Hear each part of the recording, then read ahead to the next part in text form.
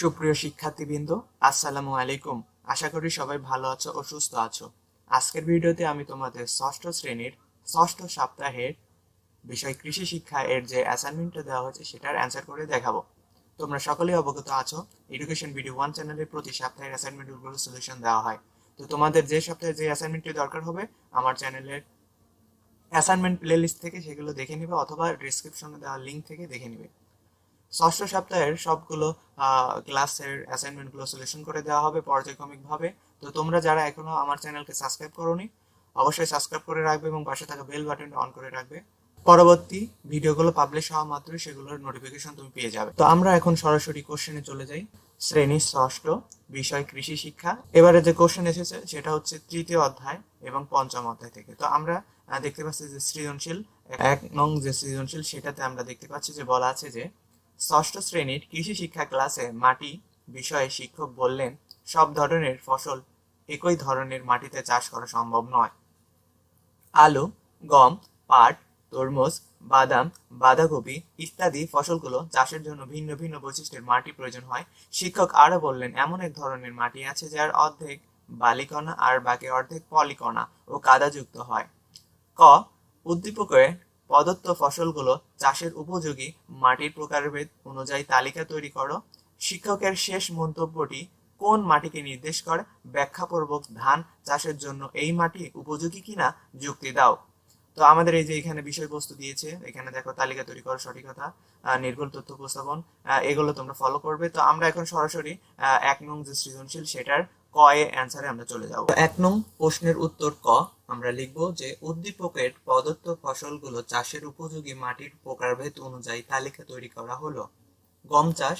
গম চাষের জন্য উঁচু ও মাঝারি জমি বেশি উপযোগী, তবে মাঝারি নিচু জমিতে গম চাষ করা যায়। দোআঁশ মাটি গম চাষের জন্য সর্বোত্তম। তারপর আছে আলু চাষ। আলু চাষের জন্য হালকা প্রকৃতির মাটি উপযোগী। বেলে দোআঁশ মাটি আলু চাষের জন্য বেশ উপযোগী, তবে বেলে মাটিতে আলু চাষের জন্য সর্বোত্তম। তারপর আছে পাট চাষ। পাট চাষের জন্য উঁচু ও মধ্যম জমি বেশি উপযোগী। দোআঁশ মাটি পাট চাষের জন্য সর্বোত্তম। তারপর আছে বাদাম চাষ। বাদাম চাষের জন্য বেলে দোআঁশ, দোআঁশ এবং বেলে মাটির উপযোগী। তো এই ছিল আমাদের সৃজনশীলের ক নং কোশ্চেনের অ্যান্সার। এরপর আমরা খ নং কোশ্চেনে চলে যাই। এবার আমরা খ নং কোশ্চেনে দেখতে পাচ্ছি যে বলছে যে শিক্ষকের শেষ মন্তব্যটি কোন মাটিকে নির্দেশ করে? ব্যাখ্যাপূর্বক ধান চাষের জন্য এই মাটি উপযোগী কিনা যুক্তি দাও। শিক্ষকের শেষ মন্তব্যটি পলি দোআঁশ মাটিকে নির্দেশ করে, কারণ আদর্শ পলি দোআঁশ মাটিতে অর্ধেক বালিকণা এবং বাকি অর্ধেক পলিকণা ও কাদাযুক্ত থাকে। তাই ধান চাষের জন্য এই মাটি উপযোগী নয়। কারণ কংকরযুক্ত পলি দোআঁশ ও বেলে মাটি ছাড়া সব মাটি ধান চাষের উপযোগী। এঁটেল ও এঁটেল দোআঁশ মাটি ধান চাষের জন্য খুব ভালো। নদ নদীর অববাহিকা ও হাওর বাওর এলাকা যেখানে পলি জমে সেখানেও ধান ভালো জন্মে। প্রকারভেদেও উঁচু মাঝারি নিচু সব ধরনের জমিতে ধানের চাষ করা যায়। যেমন নিচু জমিতে বোরো ও জলি আমন চাষ করা যায়। মাটি অম্লাতক থেকে নিরপেক্ষ অবস্থা ধান চাষের অনুকূল। মাটিতে জৈব পদার্থ কম হলে কম্পোস্ট ব্যবহার করে এর মাত্রা বাড়ানো যায়।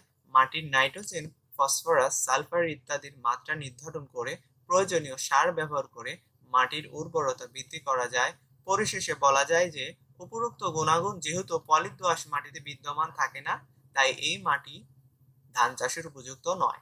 তো আমরা এর মাধ্যমে 1 নং সৃজনশীলের ক এবং খ এর অ্যান্সার করলাম।